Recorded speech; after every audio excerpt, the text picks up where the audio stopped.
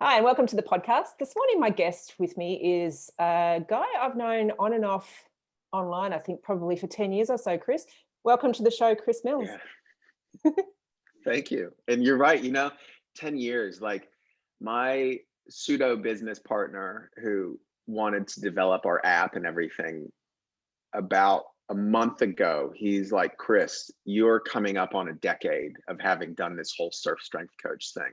So Wow. you were right, like you nailed it. It's been like 10 years. And like we are currently having like this whole 10 years sale and like advertising, but it's been a decade, legitimately. It's crazy. Tell us where you grew up and when you started surfing. I grew up in Florida, so I was around the water in some capacity my entire life. Hmm. And so surfing kind of came and went a lot, even through my 20s would be big stints of lots of surfing and then not surfing for months and months at a time. High school started surfing more consistently, but I was doing a lot of skateboarding, lots and lots of skateboarding, and played a lot of soccer. And so those two things took a lot of time. And where I was living was kind of almost central Florida-ish, so a I bit was going to say, rednecky kind of. where in Florida was that? I've been to Florida.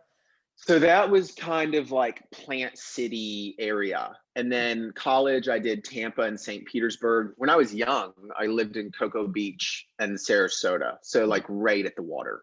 Right. So yeah, all of growing up was always Florida and varying water interactions. And then through college, high school started surfing a lot more, college more consistently, but then even in college there'd be big hiatus of surfing where I'd go live in Central America for like 5 months over summer and then come back to school and maybe surf 4 times over the next 2 semesters of school, and back and forth and back and forth. And so that happened a lot. And it wasn't until probably mid to late 20s that I really started surfing a lot and fairly consistently. Why do surfers do that? Because that's a really common theme that I hear. I've been in the world as a coach now for the last 2 years, 18 months, 2 years. But there is that, like, Sure. At Urban Surf, we get a lot of people who are coming back to it for the first time, like guys who might have had family, and I can understand that. But why is it such a sport that seems to be in and out a lot? It does. I talk about this a lot with clients, and like it is to speak from my own perspective, Mhm. it is a very time consuming and life consuming endeavor, and very fickle at times in terms of its rewards. So I don't have a family, I don't have a wife, I don't got kids, I got surfboard babies. And Yeah. so my ability to throw myself at surfing is far different from somebody that's suddenly just entering a workforce and has a fiance, and those responsibilities suddenly become a lot more time consuming than shirking off work for the morning and trying to drive around for the next hour and a half checking spots. So it does become just this really potentially time consuming endeavor. But you can see that there's something deeper to it, like a soulful, metaphysical, energetic kind of thing, because people come back. Right. They always end up coming back to it and Mhm. being like, wow, like there's this inherent draw. But you can also see there's a lot of people, myself being one, and it sounds like yourself being one as well, have not derails, not the right word, but routed ourselves through life Mhm. to go after surfing. Yeah. Where other things start to take priority, and surfing, trickles away because of its demands.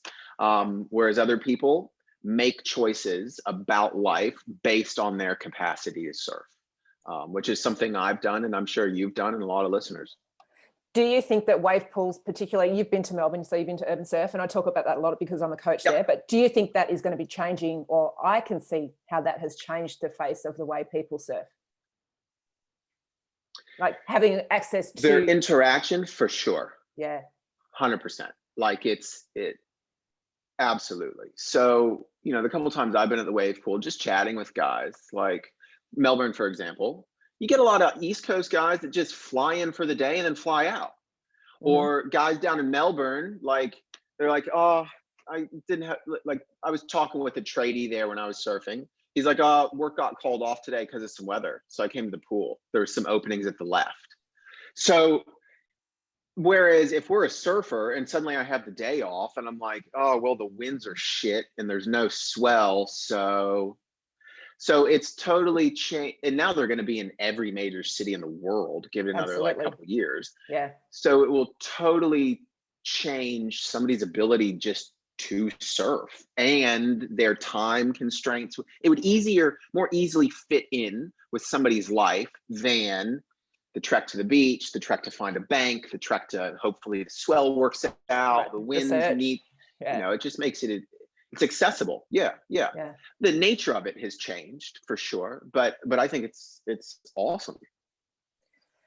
I'm going to go back a little bit with you. What brought you to Australia and when? And I know that you worked with one of my very good friends, Leila Lutz, in Sydney. Yeah. What brought you to Australia and why? When I was 21 or 22, I had just finished college and the path was to go to law school. Right. And that's very different to where you are now.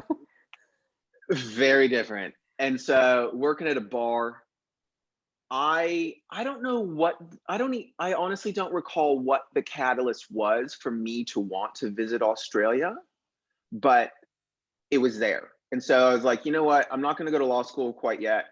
I'm going to go do this backpacker thing in Australia. A buddy I was working with, he's like, I'll go to Oz with you if you go to Europe with me. So suddenly we went on this, we ended up traveling for a year and a half or something like that. So that was first foray to Australia. So I was 22, 23. And Australia is awesome. Coming from being interested in surf, and it's great. Like all the standardized comforts of living that I have from the States, you have in Oz, and Oz is just better in a lot of ways. Although I hate the speed cameras. The speed cameras do my head in. But you're notoriously known for that online, yes. So it just stuck in my head. And then at the time, so when I was 29, so I go back to the States, do, my thing, start getting into the health field. And Australia was still offering year-long work holiday visas. So I came over on a work holiday visa at the age of 29. When I was about 30, met Leila, ended up working in Sydney for quite some time. And then that kind of started the life in Australia. When did you transition fully? And here we are 8 years later. Yeah, 8 years later. Wow. So you studied the Czech program, and that's how Leila and I had that connection, because we are both Czech practitioners, as are you. Yep.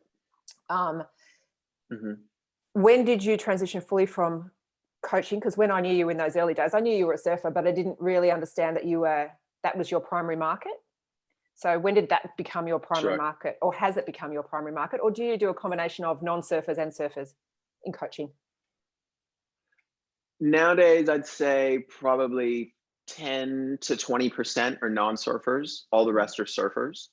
When I was going through, the coaching training, it just kept, the intent was, I love this. There's certain aspects of training and coaching I don't really enjoy. I would enjoy it more if I could somehow integrate my passion of surfing with it. So I just started being really bullheaded about it, and starting this whole kind of social media thing years and years ago. And so over the course of many a year, it has come to the reality that most of my work now is centered around working with surfers in some capacity, whether it be training or rehab or coaching or something like that. So it wasn't like a great big plan that you had that eventually this is what you were going to do, because I guess you were one of the first people in that social media, using the social media platform at the time. It wasn't necessarily the plan of it was what I wanted to do. And so I just started talking about it on social media platforms and just kept doing it long enough to the point where it finally did kind of coalesce into what it is nowadays. So over the years, it became somewhat of a plan.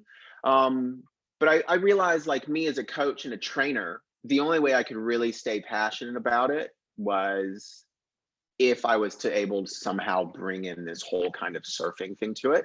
And I got lucky in that I was one of the first on social media to really kind of start doing it. Like YouTube back then, like I was one of the earlier ones. And so I just got lucky with that, there was enough organic reach to propel me to where we are today that has kind of somewhat solidified me in that space. Right. So luck and a lot of kind of just perseverance with it. What is the balance between your face-to-face clients and your online programs? Because how many programs online do you have? Is it just the one or is it multiple? Oh, we've got quite a few. In the app, there's kind of multiple programs. It fluctuates. When I'm traveling, all the online stuff just devours me. And actually, it's been over the last years, the business has grown 2 years. It's become quite difficult because I got into this because I'm a practitioner. One-on-one is what I want to do. Yeah. And as I've traveled, that becomes somewhat difficult just because, you're in an area, you build up reputation, clientele base, and suddenly you move and you're kind of scratching. So I've been able to buffer that with online work, but I have become indentured to my computer as of the last year or two with just running a business that is online, and it's chipping away at my soul and actual like enjoyment and fulfillment of doing it. Like really, it's been difficult. Like I have to pull myself away from it. Yeah. So I try to balance it. Like, I'm doing this now. I'll do a computer stuff for another hour or two, and then I'm seeing clients here locally this afternoon for a few hours. So I have to try to balance that out. Otherwise, the computer work just zaps me. Yeah, it takes for me, and I don't realize that I'm getting better at realizing that it's happening, but it takes so much of my life force being online. And as much as I've had to adapt in the last year and a half with COVID and switch to online coaching, and like I say, I enjoy it, and I do enjoy it at the time, but at the end of the day, in comparison to the energy I've got left after coaching people face-to-face versus online, the difference is massive in what it takes away from my energy. Yeah, completely different. And not awful, but I know we have to adapt. And I know that COVID has changed the way we work, but I'm like you, I'm hands-on and physical, and I need to be touching, feeling, smelling people. It's exactly right. That's our skill capacity. That's why we got into this career path. Right? Suddenly COVID changed the landscape of it, but we got into this career path because we didn't want to be at a computer and a desk. Right? That is one of the so suddenly it's an incredible opportunity for us to still be able to work in some capacity, but it's not necessarily enriching. It's still great to be able to engage. Like I love the stuff I do online with clients for sure. Yep. But it is not at all personally fulfilling in terms of this is exactly what I want to be doing. Like, it's not that we're begrudging it at the slightest, but we have to be aware of our own kind of energetic needs and just requirements of happiness. And it can be tough at times because like you said, we're one-on-one. I want to see, touch, feel, personally interact with you. That's what we are as practitioners. Exchange that energy. Have you done holistic lifestyle coaching in the CHEK program, or have you just done practitioner? Yeah. I've only actually ever done level 1. I wanted to do level 2. It just it ended up not coming about. And so I just went hard on the practitioner route for the most part. Right. And you've done DNS as well. And for people who are listening who don't understand what that is, that's dynamic neuromuscular stabilization. I have dipped some toes into some of the initial courses of DNS. Yes. If you're anything like me, DNS comes from very much, how would we say it, a education background in terms of they only let people into their practitioner side of their courses if you've got a university degree or are in a university degree. So have completed or are doing one at the moment. And I know I've been banging my head against their wall for the last 8 years to try and get into their practitioner side of things because I think the gold is in those.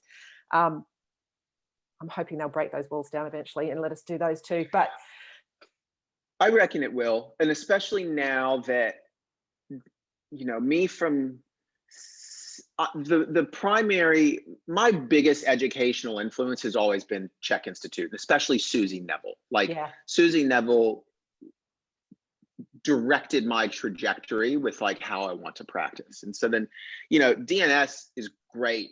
And I want to take more because all I've taken are their intro courses, and it hasn't been enough of a picture for me to really start to integrate it. And so everybody I've spoken to, the higher court or exercise 2 and 3 or DNS level or BCD, starts to get into a lot more of the rotational capacities and kind of dynamic stuff, which I bet is where the gold is.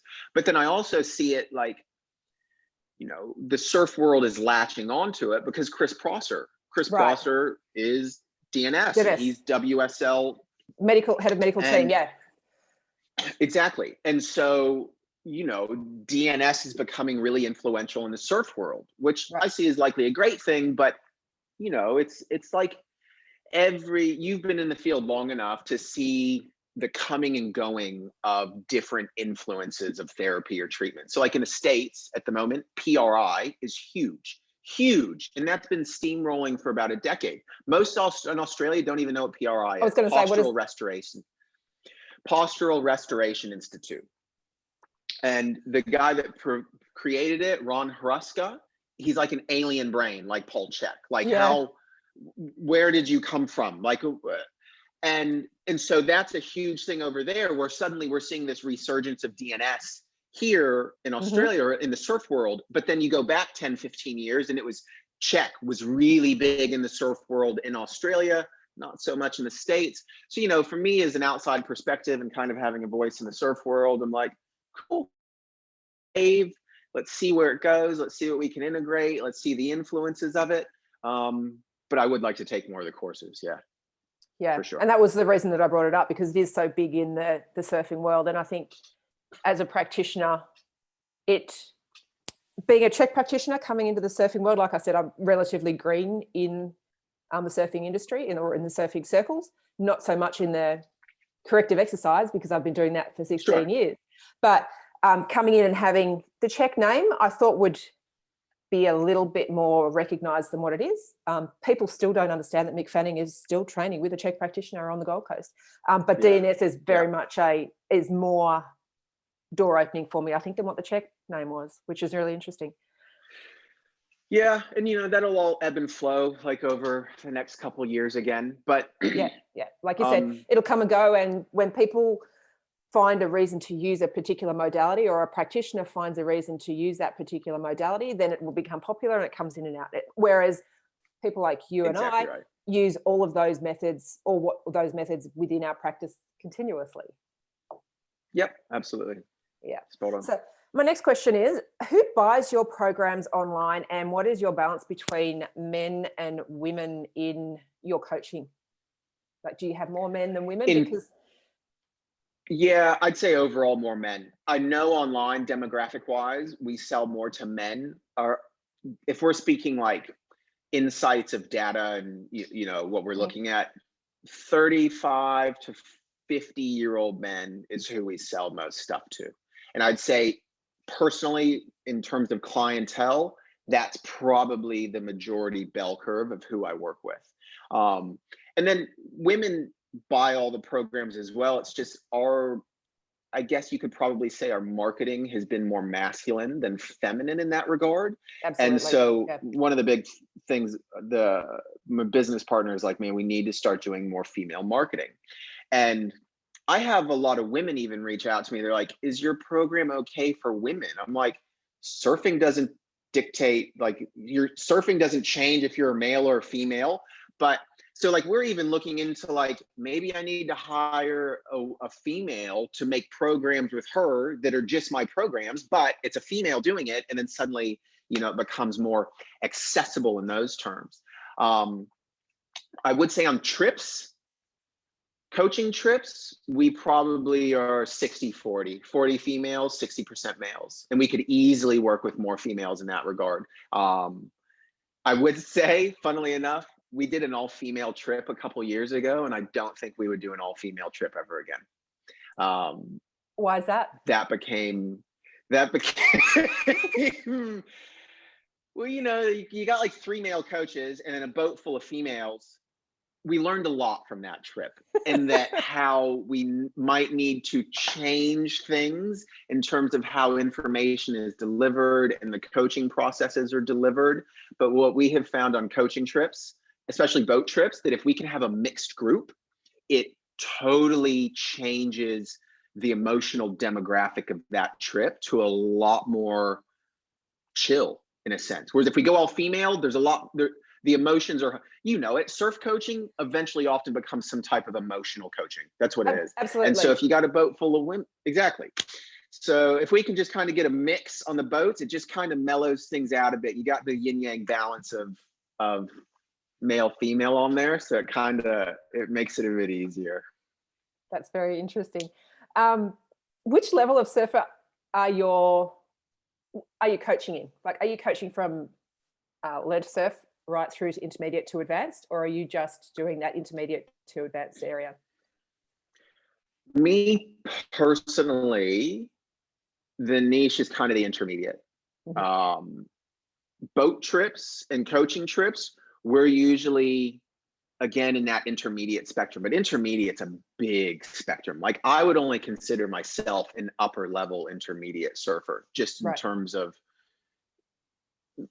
getting into the spectrum of the terminology uses a deeper conversation. But so my personal coaching, technique wise, skill wise, I'm not there to coach advanced surfers. I understand the technique. I can see it. I don't feel that I should coach skill and technique if I can't do it and I'm not there. So personally, if we're working just on technique and skill, a lot of that spectrum of intermediate, and I'm happy to work with beginners, especially like just instilling some of the initial kind of fundamentals. But personally, it's just not my preferred scope of coaching in that beginner realm. And then with the actual coaching trips we run, those are predominantly more the spectrum of intermediate, with from lower being a bit different than the advanced intermediate in terms of which trips we're doing. But it's within that spectrum where I think my kind of bread and butter lies. What do people mostly come to you for one-on-one coaching? Pain. A lot of pain related stuff is probably the biggest one. Lately, there's been a lot more, actually, with the wave pools. I'm doing a lot of video analysis online. I would say the low intermediate spectrum. A lot of guys out of the UK getting a lot of footage now. So that low intermediate spectrum surfer, just like, what am I doing wrong? What do I need to start working on, kind of thing. And then a lot of guys, you get it, surfers, necks, shoulders, low backs, like myself included, like just trying to keep this body doing what it needs to do and still being capable of surfing. So I'd say it's with the one-on-one stuff, a lot of kind of pain and training related around that. Getting onto that subject, because I know you've been very vocal about, or not vocal, but you've been authentic about the injuries you've had, and I've known you through some of those injuries. So you've had the neck whiplash, but then you had the broken leg as well, didn't you?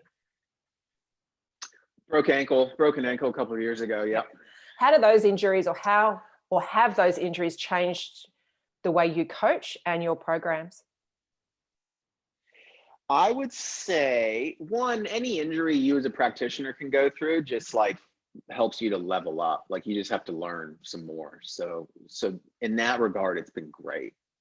They suck going through them, but as a learning tool, it's great. And all of that information will eventually get distilled into a client at one point or another. I would say as I've gotten older, so I'm 38 now, I'll be 39 this year.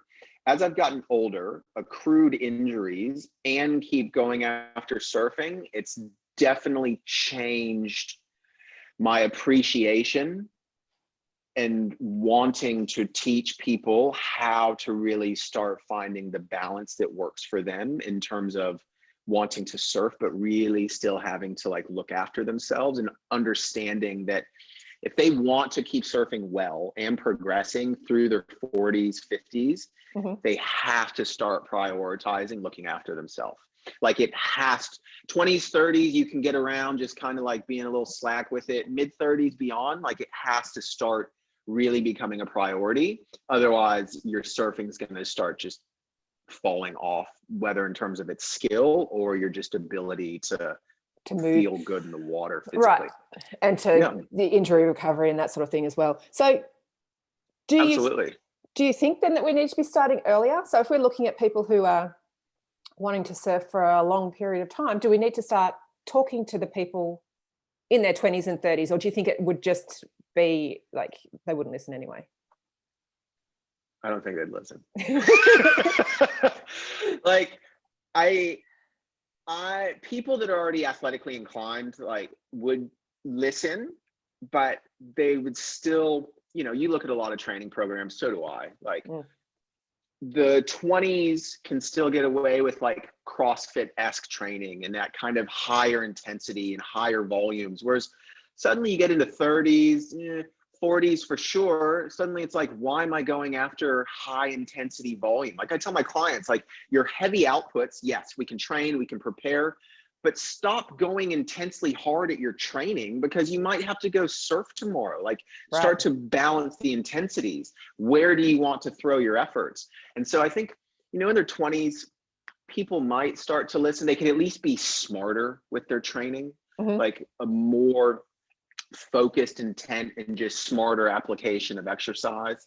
And then in their 30s, people start paying attention, because I have a lot of clients early 30s that wanting to surf have been some type of career path since like 23 to 25. So they've been at a desk now for multiple years and starting to realize, oh, things are starting to, not feel well. So they're having their light bulb moments, ready to tune in. What are the things that you teach or that you coach outside the ocean or outside of surfing to help support their health? I mean, nutrition, as that's primary. Nutrition and just the basic kind of, the biggest thing, not that this isn't the biggest thing, that I wrongly stated that, but really trying to get people to understand how to undulate their training based on their output, right? So it's the whole stress bucket thing, like the accumulation. So I've had guys write me about my program. There's one video in my programs onboarding them before they start training, where I start talking about balancing their surfing and their training and just seeing it all as seesaw and undulation. And they're like, suddenly that was their epiphany. And I'm like, how would you not realize that before? But, we take that stuff for granted. Right, because we've been doing it for as long as we have, and it comes as second nature to us. Yeah. Exactly. And so it's the biggest of like just starting to undulate their training or their intensities based on all their inputs, being sleep, nutrition, recovery, and surfing. So surfing takes priority unless there's a rehab or specific goal training at hand. So surfing takes priority up. There's no swell until Friday. So then Monday through Thursday, do some smart aspects of training. And then when the surf's up, surf and just start learning how do I feel today? I feel pretty damn good. Okay, then train. You don't feel too good, you're a bit tight, then drop off the training, work on some recovery, because at the end of the day, like, we've got this body for hopefully several more decades, and our intent is to surf, not to chase numbers in the gym. Right. And that goes back to that conversation we were having before we got online here, or before we started recording with you, when I said you're not surfing today, and about the 12-foot swell. Like, do I really need to go out in that today? Probably not. Yep. That's it. So like the neck thing came back because, I knew something was going to come back in a sense, because I surfed for like 6 days straight, multiple sessions a day at times. And so it's this accumulation. Yeah. And so, perfect example, I have a client, kiteboarder, and I've been working with him for a while, and he goes hard at everything in life. Yeah. And he texts me and he's like, oh, my back, da, da, da, da, da. I'm like, okay, so what's the previous last couple of days been? He's like, oh, well, I've trained the last 6 days and I've kited also, sometimes twice a day. So I'm like, okay, you've trained every day and kited, and sometimes multiple kiting sessions per day, but you don't know where this back thing came from. And so to him, totally oblivious to that accumulation of output. And I'm like, dude, what do you expect? Like, and so it is that kind of understanding of, you go super hard all the time, something's going to creep back, and previous injury, an old nerve thing, you got more inflammation, whatever. So it's just that awareness of how to shift. As a practitioner, because I know I do it to myself as well, I've actually hurt my supraspinatus this week getting out of my heat seeker wetsuit. So not when I was in the water, like getting out of it because it was tight and I'd let myself get too cold, and then like trying to reach my shoulder out. So stupid injury, but I think we are the best. Stop laughing at me, Cris. We are the best examples of how to listen to your body and to and like you said, those old injuries will come back up. That's not an old injury. That's a new one for me. But I know that my knee injury that I have starts to recur if I'm not doing enough of the recovery and not doing enough of the nutrition. And I think we're a great example for our clients of what to do and what not to do sometimes. 100%. Like, guys, I get them on our boat trips and I'm straightforward. I'm like, you guys are on a 10 or 12 day surf marathon. You are going to hurt. Like it is not, you are throwing yourself at an output that your body is completely not conditioned for, unless you happen to be surfing every day where you're coming from. And your old injuries, so mine's my neck and low back, those are going to start being the first signals, right? And so start being aware, and those old things, they come back, and it's just, my neck and low back kind of steer a fair bit of my training, I know those are the things I kind of have to bulletproof in a sense. And those are the first signals that the body is getting fatigued and they're starting to rear their head. So on surf trips, like, guys are like, my back. I'm like, well, it's been going on for 10 years and you've surfed for a total of like 15 hours over the past like 4 days. And you wonder why your back's a little sore. Like, no wonder. Can we switch to talking about injuries on the CT and the QS? Yeah. What do you see as the most Ankles. common injuries? Straight up ankles. Ankles and knees. I had an interesting conversation a while back. Who was it with? I think it was a coach. I think we're almost at a point where we're going to start seeing a cap in certain levels of professional surfing, like John, for example, like with his knee. And once those type of things start and you're subjecting your body to trying to land 6-foot boosted airs in 8-foot surf, that's a lot of load on tissue, right? And so we're almost at a point where pro surfers, their paychecks rely on them being able to surf most often. So you're going to probably see them not being able to go as hard or as huge all the time, just because who wants to shatter an ankle and be out for the rest of their CTCs and then lose half of their sponsors? Right. So, and the sport doesn't want that. The WSL doesn't want that either, because that's probably the pin-up person for that year. Yeah. It's exactly right. So, it's professional. It's not capped in terms of its skill, but a lot of the big guys in terms of competition, it's the airs. It's the air game that often results in like a lot of those injuries. But you know as well as I, surfing from a biomechanical perspective ain't friendly on the body. Like, a good surf stance, you've got low back, that rear leg, like, you got all sorts of tibial external rotation, weird valgus, like, most surfers don't have enough hip internal rotation anyways. And like, so they tear the labrum style. It's exactly right. 100%. And so, from a biomechanical perspective, it ain't friendly.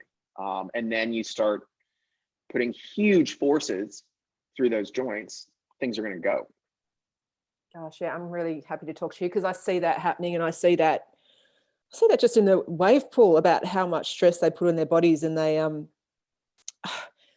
I get frustrated sometimes because I come like you from the perspective of corrective exercise, and I understand the love to want to keep doing the thing, but if you can't, like, where's the balance between fucking your body up completely and still doing it for as long as you can and loving the sport. Like there's that a very fine balance there, and people are I would love to educate more people around how we maintain both, like without messing our bodies up completely.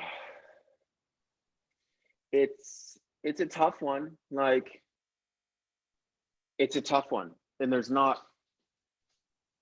this is kind of a tangent, but it was an epiphany. Like, so, I'm starting to push towards 40.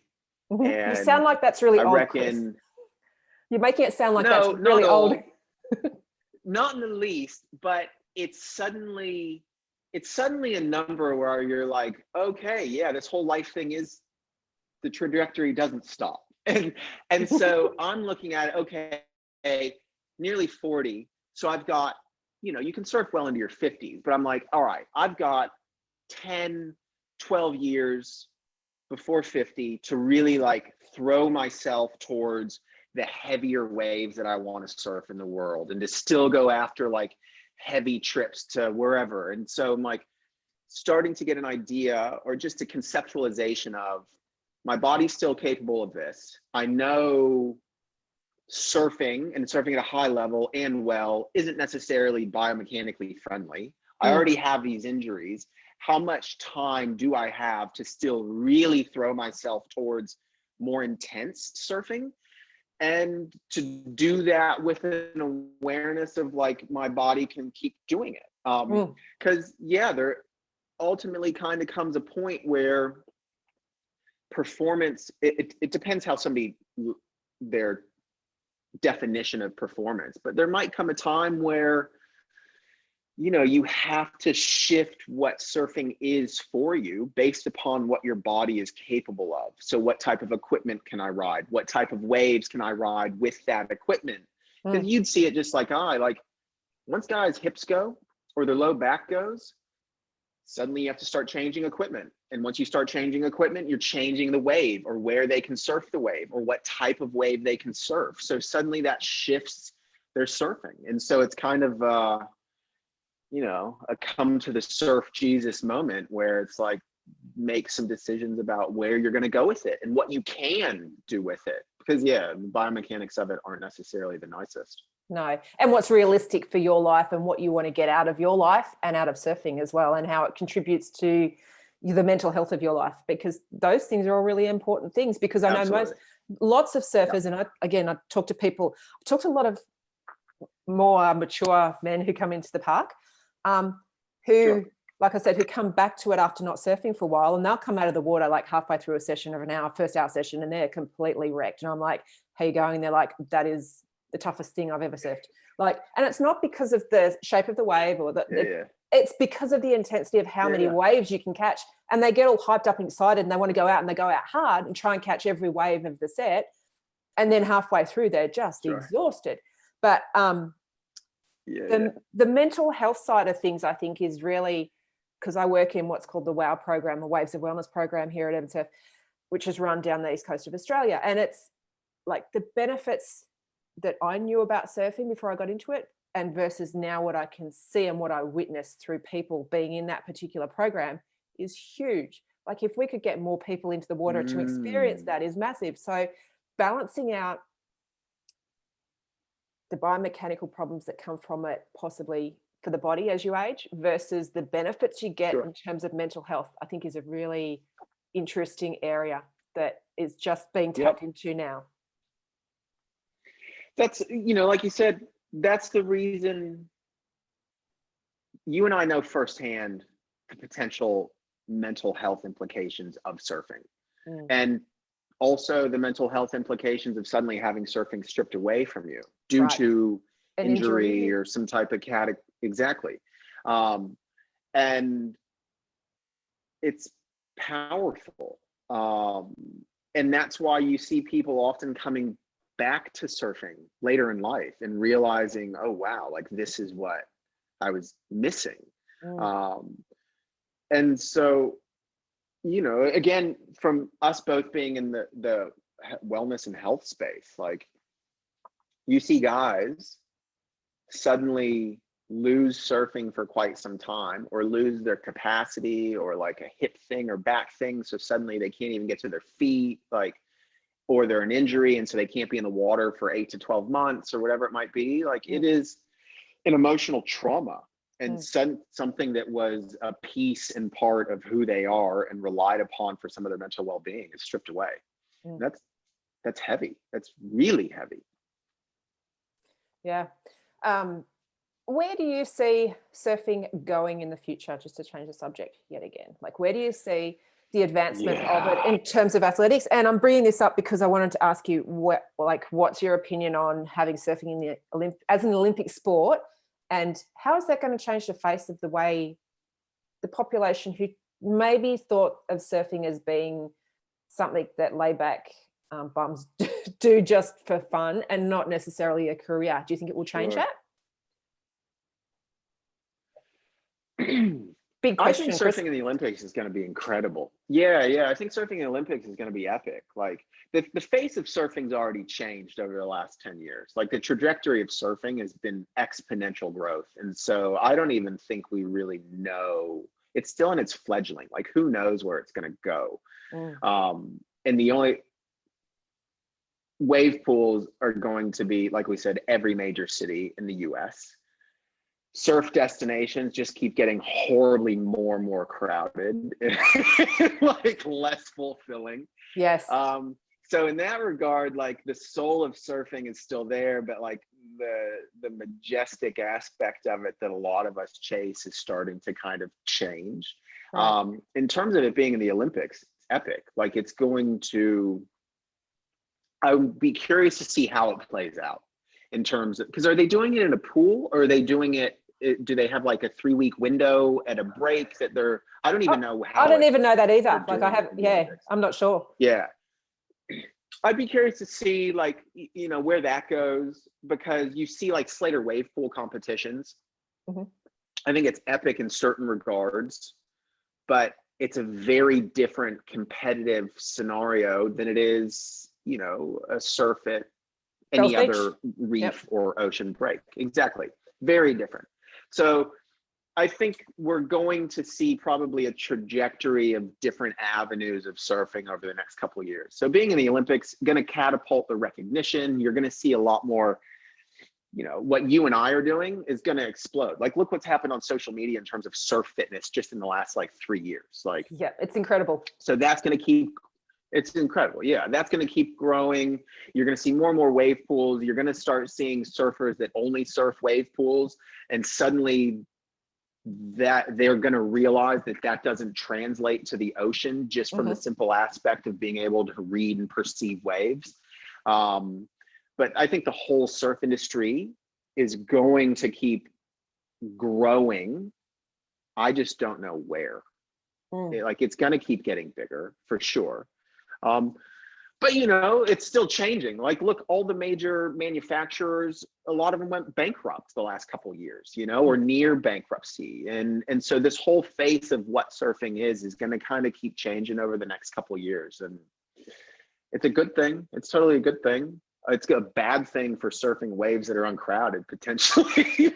Yeah, well, that's the eternal argument, really, isn't it? About, because I talked to Damo, who is the CEO of Urban Surf, last week, and it wasn't on that. It was on a podcast that I was watching with James. No, it was one of Cale's videos that he did with James, who works at Urban Surf, who's our he's in charge of our events. But he was saying we have to be careful in terms of the people that we coach in the pool, and making sure that they understand that the lineup and the etiquette, like, we coach very heavily in etiquette, but that's very different to what you see in localism outside, like at any beach. And I've heard this and experienced this myself, but particularly for women, so if we're coaching them in the water in the lagoon and they build up their confidence, and then I say, well, go down and, like, they go down and surf at one of the local breaks, and it's completely different. Sure. So we have to, I think there's going to be a balance between the athletic side of it, or the athleticism of being coached in a wave pool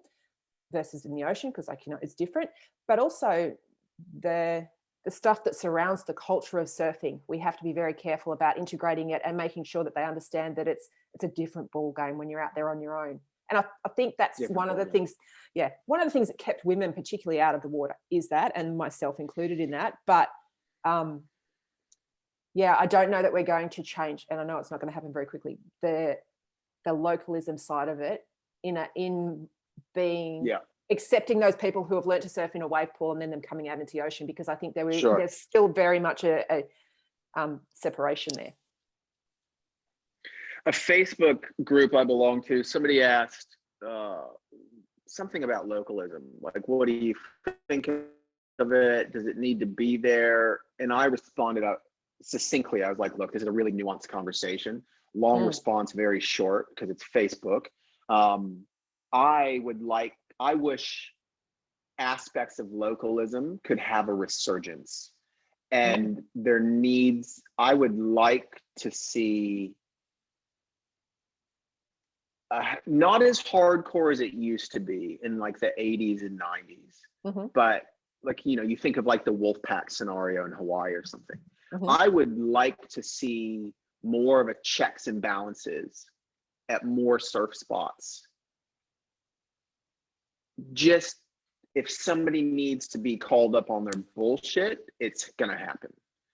And the reason this really got cemented into me was me spending a lot of time in Indonesia and seeing the chaos that takes place down at like across a lot of Indo, or Bali predominantly, of people that are new to the sport, have no conceptualization of hierarchy, have no understanding of actual etiquette. And I was like, man, a lot of these people need to get punched in the fucking head and told to leave the lineup. Yeah, because and that sounds really rough, but it doesn't always need to be that intense. But there needs to be, I would like to see some type of a graded process. I can say this because I travel all over the world and surf everywhere, small rural breaks to big known breaks. And I don't ever have issues because I'm not a dickhead, and I know the process, and I start chatting with the local dudes, get nice, don't take any of their way. You know what I mean? There's this process to it. Yeah. And a lot of people go into it and they're just oblivious to it. And it starts, especially in Bali, it becomes dangerous depending on the break that you're surfing with the reef and everything. So and it is unfortunate that surfing is a very ego-driven kind of, this is mine, dog eat dog kind of scenario, but everybody wants their waves. But that's not to be said. You could have a checks and balances and a type of hierarchy, but still be cool and respectful and polite and fun, but just well aware of the process to it. And, I'm showing up at this new break. I've never been here before. I'm gonna watch and sit in the back and take some scraps. And if I'm here for the next couple months, I'm gonna work on it. You know what I mean? Like I think that needs to have somewhat of a resurgence. But you can't go around and punch people in the head anymore because you get it videoed and then you're sued. So, but also that,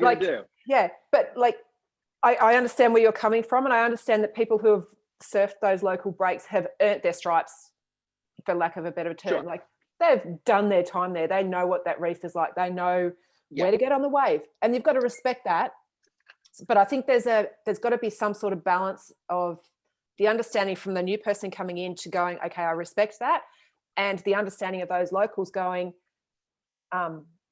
it's not just like they can't own the ocean, they can't own that break, they can't own that reef, because no one owns nature, and there's going to be plenty of waves. Like, I think I come from the other perspective, from going, well, why are they fighting so hard for something that they don't own? Like, I get it, they've surfed there, all of that sort of thing, but there's plenty of ocean to share, and there's plenty of waves, and just because there's, like, you surf in that space doesn't mean you can't let other people in, because you can learn from those people and they can learn from you. And I think that's life. Like, if we all work together. But the the aspects of localism, if they're surfing that local spot and they've been doing it for 10 years, and let's demographically bell curve say they're probably an older male, right? And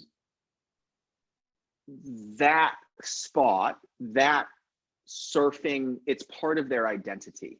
It's part of their ego, right? And so suddenly somebody is infringing on their ego, and it starts to become this, chimpanzee gorilla-esque hierarchy, who's the silverback, and this dominance. And so it's an unfortunate aspect of surfing, this kind of male-driven, egotistical, this is mine, it's not yours, I'm going to throw my excrement at you because this is ape chimpanzee behavior.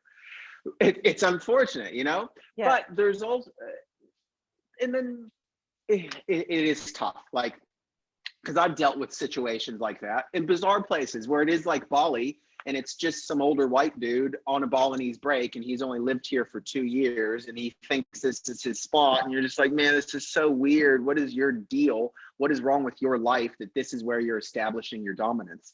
But yes, I totally get where you're coming from. It's a weird push-pull. But me growing up as a skater in the 90s, skate parks were localized, and they had a set of local crew. Whereas now, especially in Australia, every neighborhood has a skate park. It's a bunch of little kids on scooters and stuff. Whereas 20 years ago, that wasn't happening at all. You didn't get it's transitioned.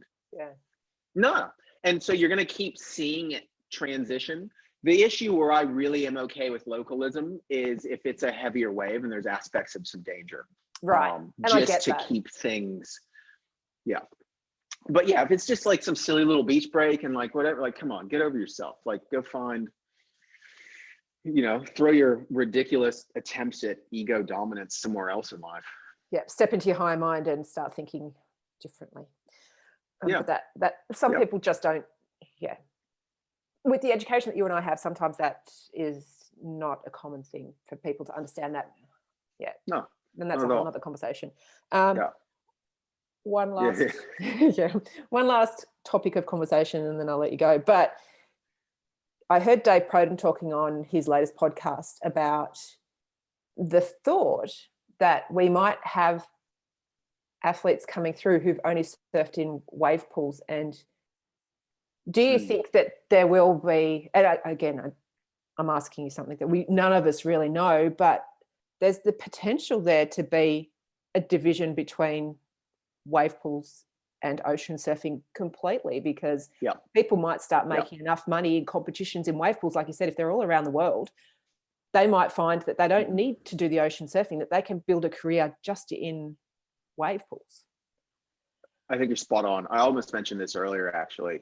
Again, you can look at skating, like there's aspects of just vert skaters versus just street skaters versus, and you'll see this differentiation. I think that is very likely, if there's money behind it, you're going to for sure see it. And it also, I think, comes down to, yes, I totally agree with you. You're going to likely see a differentiation. But then with a lot of people coming up, if you get really good at a wave pool, that again isn't necessarily going to transition out to the ocean. And the only reason being is because if you've only grown up or developed surfing wave pools, your reference points, like your mental models of that wave, are limited to what that wave is rather than the variable aspects of the ocean. And so a pro that has grown up just surfing raw surf all the time, their mental model is able to quickly infer, this is the spot where I need to do this because this is the curve, this is the refraction. They see all these angles because surfing is being to interact, to know when to do the turn and where. Whereas on the wave pool, once you get the wave figured out, it's often the same thing each time. And so it will ultimately, one necessarily won't directly translate to high. If you get really good just in wave pools and haven't surfed the ocean much, it will be a harder transition versus the other way. Right. But yeah, I think you're going to see more and more wave pools, and you'll probably start seeing a wave pool circuit. I wouldn't doubt that. Oh yeah, I don't doubt that either. Within the next 5 years, we're seeing that already. Yeah. Is there anything else that you would like to talk about before we finish up? Or is there anything else that you would like to say in Mm. regards to what we're doing? I don't know. I don't think so. Mm. For anybody listening, I have an app, the Surf Athlete app. Go download it. It's free. It's awesome. There's paid programs in it. Yeah, I don't think I have anything else to necessarily say. Like, do you have any ending questions? I thought that was a good conversation. I do have. Tangential. Sorry, Yeah. what was that? A good tangential conversation. I like that. Awesome. Where's your favorite place to surf, and where would you never surf again? 2 questions to finish up with. Morocco was epic. Ooh. Morocco was, in terms of surf and just the rest of travel, everything else that comes with it, the food, the geography. Morocco was astounding. It'd be so weird. Like you'd be basically like right hand point breaks, and you turn around and look back at the land, and it looks like Mars. Like the dichotomy of it was so, and the food, like tagine, like I am always one for slow cooked meat for sure. You and are. so like the tagines are just, so Morocco is absolutely awesome. A trip that I wouldn't do again, honestly, I don't think there's really been any destinations that have been totally abysmal. Like I probably wouldn't intentionally go back to Florida just to surf. Florida can get good by all means, but it wouldn't be high up on all the surf destinations I could take. And usually the only reason for like surf travel that got rough was either a lack of surf or like some type of gut infection or something that came along. Yeah. But outside of that, like I haven't had any like really horrible surf travel. Like in Sumbawa, I got typhoid. That sucked really terribly. Yeah. That took a long time for you to recover from. Some gut infection. Yeah. Oh man, it's still like, that one was heavy. I still have residual effects. Like my body's really weird with sweating still. Like I try to tell doctors, it feels like it altered my internal thermostat. My body doesn't know how to regulate temperature like it should anymore. And so that's weird. But Morocco is incredible. If anybody ever has a chance, you can get skunked too. Like you need some swell to push to light those point breaks up. Yeah. But as a whole, Morocco is absolutely astounding. Like I can't wait to go back there. I still really want to do Mexico. Surprisingly enough, I haven't really spent much time in Mexico. I was going to say, is there one place that you want to go that you haven't been yet? South Africa, for sure. South Africa and Mexico are probably the big ones. And then I still haven't done like Cloud Break. I'd like to get over there for sure at some point. So there's definitely still some surf travel that needs to take place. So again, like, coming up on 40, need to get it done over the next decade or so. Make a plan. Thanks very much for being with me today, Cris. This has been really good. Good conversation. Thank you, Tanya. Cool. Cheers.